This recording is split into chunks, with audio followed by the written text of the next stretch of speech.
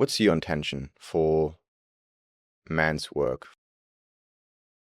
Yeah, it's a fun question. I think feminism is a really big mistake because it uses a word that by its very definition focuses more on women than men in a way that doesn't acknowledge that it's what we want is equity. The idea of equality even has some dangerous connotations to it because men and women in our biology need different things. Yeah. There's a beautiful image that I actually look at quite often of the hormonal profile of men and women over the period of 28 days. And a man's hormonal profile is like the sun. It rises, the testosterone rises every day and then sinks every day and rises and sinks. And it's just this very reliable, you could set a clock to it. You know, it's very much about regimented, like, here we go. This is how linearly my hormonal profile works. A woman, however, her hormonal profile moves through these huge sweeping rises and falls over the period of 28 days. And so just on a baseline biological level, men and women are having a different experience. Totally. And what feminism has lost or is to blame men and say, they say it's about equality, but it's about women getting what they want.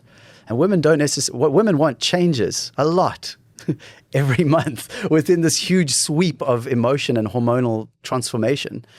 And then that's aside from before they've had their first moon, when they're having their moon, when they're pregnant, when they're a mom, when they enter menopause. And I think the best thing any of us could do would actually be to build a society that prioritizes the needs and rhythms of women over men, because men have a very consistent profile, and women are the ones who bring life through and nourish all life on earth for all those who come after us. So it makes so much more sense to me that men should be in service to women. And so this idea of equality is bullshit. Like, men do well when we serve, when we have a purpose, when we have a direction, we have something to give ourselves up for. And so for me, men's work is an opportunity to connect with other men. And I just love the way he said it on the weekend, iron sharpens iron.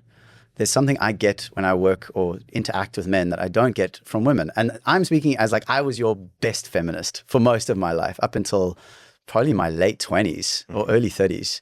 I was that guy. All the women could talk to me and they lean on me. Mr. Nice Guy. Yeah. He's so safe. He's all good. While I was also sleeping with lots of women and using that whole energy as a way to maintain my sense of power and avoid my sense of inadequacy and insecurity, and using all those dynamics. So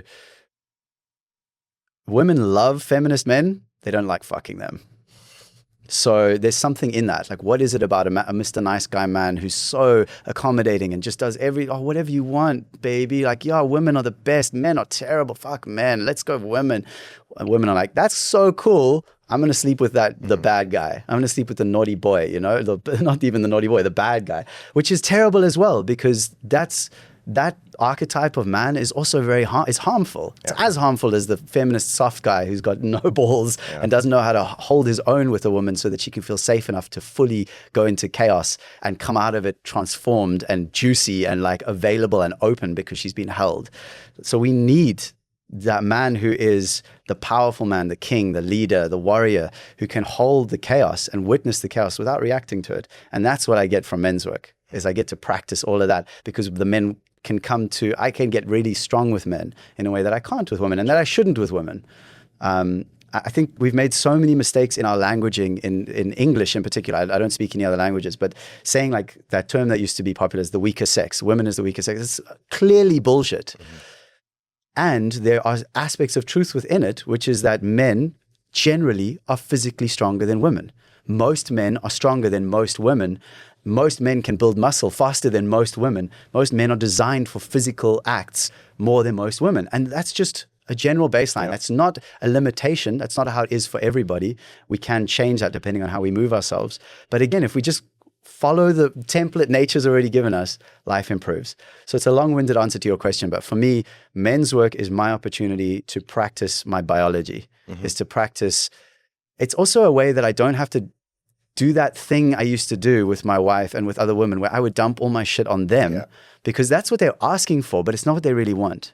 They don't really want a guy who's constantly offloading and having deep and meaningful. They say they want it, but then when I give it to them, then they withdraw, and there's less sensuality, less sexuality, less of that spark of like juiciness. So to me, men's work is a chance to find that safe place where I can fall apart, where I can fight, where I can practice my strong language, where I can make those mistakes and be mirrored and reflected and held by other men who are doing the same, because then iron sharpens iron. And then what my wife gets is a dude who's a lot calmer, a lot more stable, a lot stronger, and a lot more capable of holding her in whatever part of her flow she's currently in, and just enjoying more of that, being able to enjoy more of it instead of getting all reactive and making it about myself and all those things. Did that answer your question? Absolutely. And I appreciate the bomb you gave me there, the answer. Feminism is a mistake. I mean, I really appreciated you elaborating on, I mean, I knew statement. I was opening it up hard.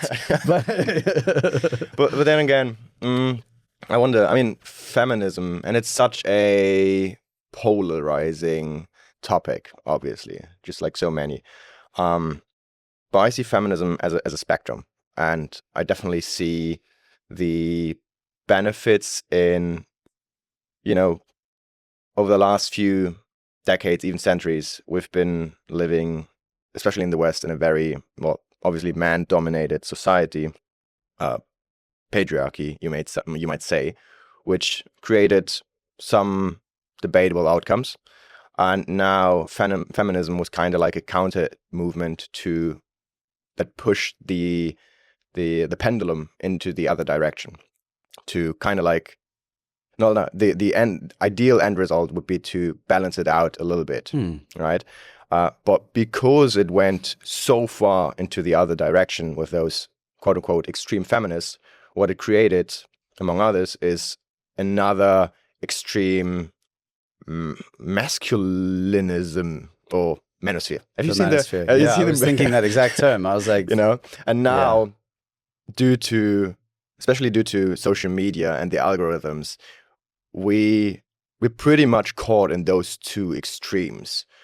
And I talked about that with Robert as well. The algorithms don't favor conversations like these. They favor extreme figures like Andrew Tate, who says, I beat women and my woman stays at home. She right. She doesn't leave the kitchen. Oh my God. So, stuff like that. Yeah. So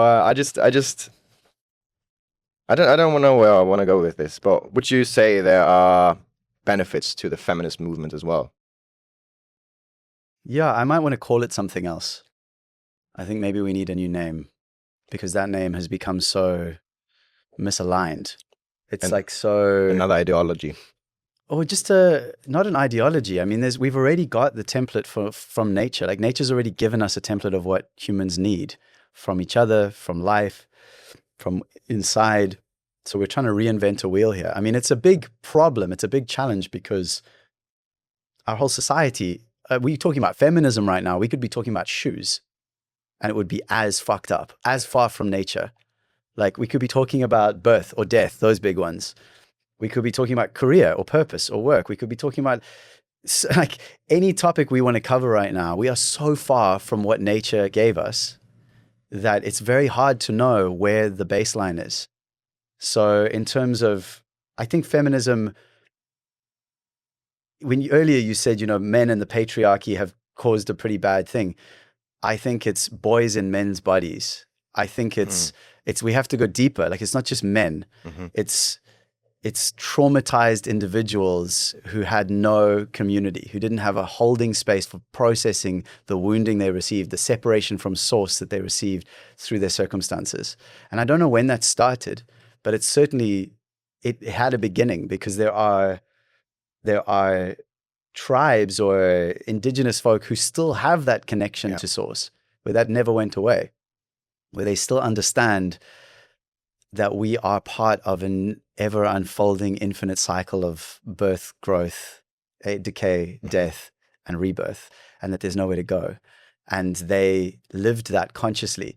So when they would say great spirit, they knew that they were speaking, or great mystery, they were speaking to something beyond the capacity of this little small human self to understand. And then we have this modern society that is apparently so advanced, and yet our religions are just creating more separation.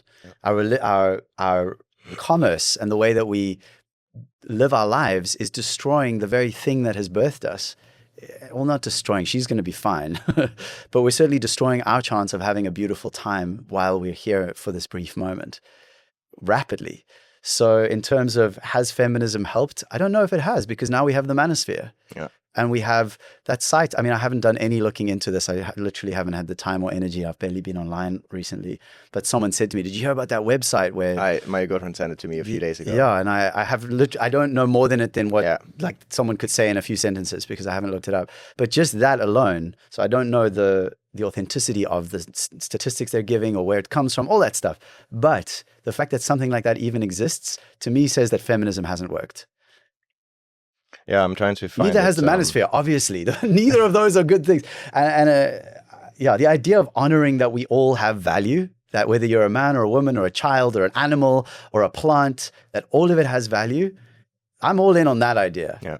And that we should live our lives, or not should, but it would really benefit us as a collective to practice whatever's required to bring us more in alignment with that reality, that everything matters.